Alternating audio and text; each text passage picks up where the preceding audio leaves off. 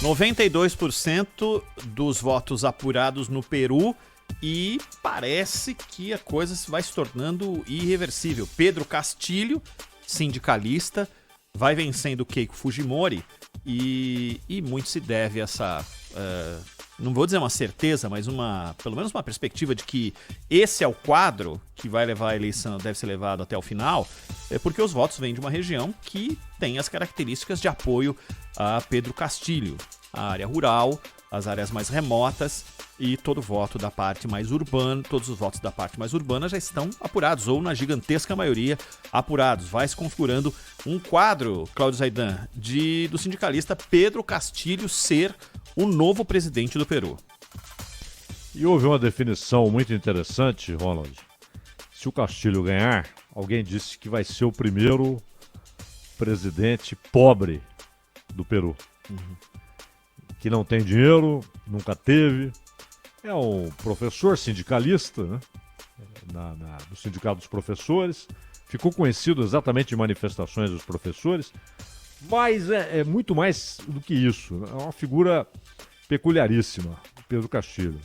Ele quase sempre se movimenta a cavalo, né? Com chapéu. Mas não é uma figura que ele criou depois que virou político. Ele sempre foi assim, com chapelão, andando a cavalo e tal.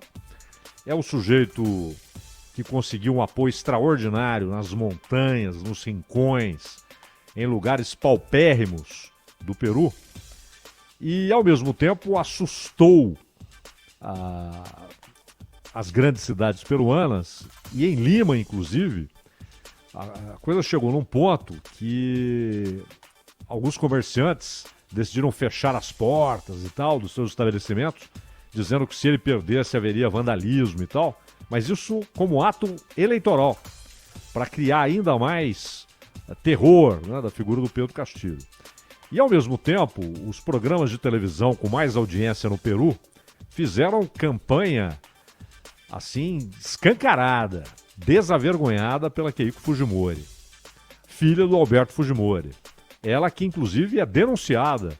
Porque é bom lembrar que a Lava Jato ela teve consequências em outros países. Na Colômbia, no Brasil, obviamente, mas principalmente no Peru. O Peru teve 5 presidentes em 5 anos. É um negócio impressionante. Tanto que o Sagasti, o atual presidente, ele chegou outro dia.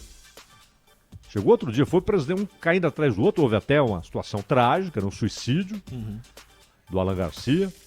E o Toledo, com risco de ser preso, a pedido de extradição, né? Ele que tem cidadania nos Estados Unidos também. O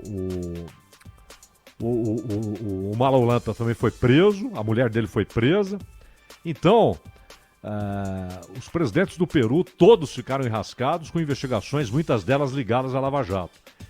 E agora era a filha do Fujimori, um sujeito que foi preso não só por corrupção, mas inclusive por ataques aos direitos humanos, a organizar grupos de extermínio.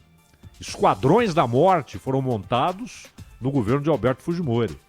E a Keiko Fujimori e o irmão dela, que até se separaram, né, politicamente, porque o irmão dela adotou uma posição diferente da dela em relação a vários assuntos, e ela queria ser a grande cacique do partido, e o irmão dela fundou um outro movimento político, mas ela sempre se moveu pedindo o perdão para o Alberto Fujimori.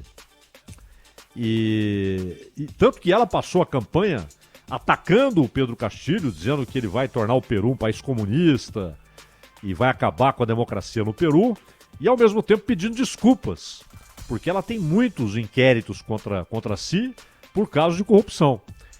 E veja que o Mário Vargas Llosa, que enfrentou Fujimori na eleição, o intelectual, o escritor famosíssimo no mundo inteiro, o Vargas Llosa, ele, por incrível que pareça, apoiou a Keiko Fujimori. Ele disse o seguinte: bom, entre dois péssimos, eu vou com a menos ruim, não é?